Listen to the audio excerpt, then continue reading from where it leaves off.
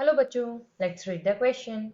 Which of the following reaction is not occurring in blast furnace during the extraction of iron in the temperature range 500 to 800 Kelvin?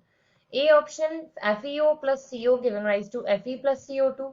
B option is 3Fe2O3 plus Co giving rise to 3Fe3O4 plus 4CO2. C option is Fe3O4 plus 4Co giving rise to 3Fe plus 4CO2. And D option is Fe2O3 plus CO giving rise to 2FeO plus CO2. तो यहाँ से इस question में हमारा की concept क्या कहता है कि हमें यहाँ पर आज बात करनी है reactions of iron in blast furnace.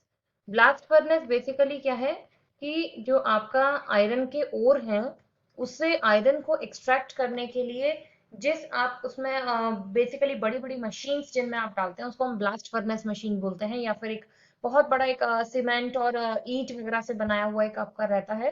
तो उसमें क्या है, इतना ज्यादा उसे स्ट्रॉन्ग बनाया जाता है कि वेरी हाई टेम्परेचर पर भी वो मेल्ट नहीं हो सकता। तो यहाँ पर क्या आपका टेम्परेचर बहुत बहुत हाई जाता है और हमें यहाँ पर जो बात करनी है वो ओनली 500 टू 800 केल्विन के रेंज की बात करनी है। तो देखो बेसिकली आपके ब्लास्ट फर्नेस में ये जो रेंज आएगा हमारा 500 टू 800 केल्विन, इस दौरान क्या होता है कि आपके जो मेटल्स हैं, आयरन के ऑक्साइड्स हैं, वो वहां पर आपके Fe2O3 और Fe3O4 की फॉर्म में आ जाते हैं।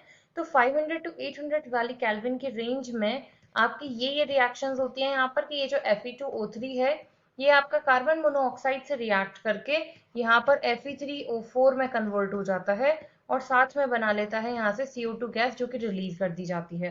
इसके बाद क्या होगा कि ये जो Fe3O4 है ये वापस से इसी CO से रिएक्ट करता है और यहाँ फॉर्म कर देगा ये आपका 3Fe प्लस 4CO2।